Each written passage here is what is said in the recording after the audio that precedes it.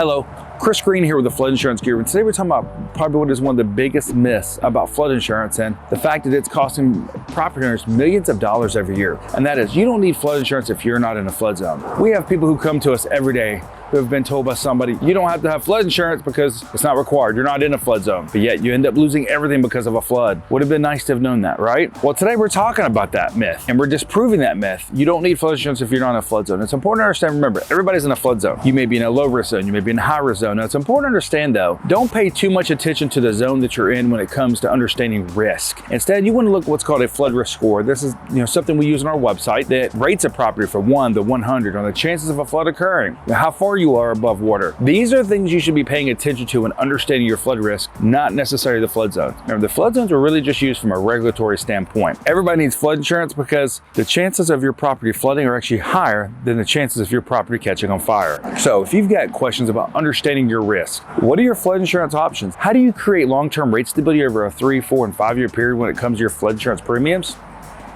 Click below to visit our website, floodinsuranceguru.com. Remember, we have an educational background in flood mitigation, which means we're here to help you simplify your flood insurance and understand your flood risk through education.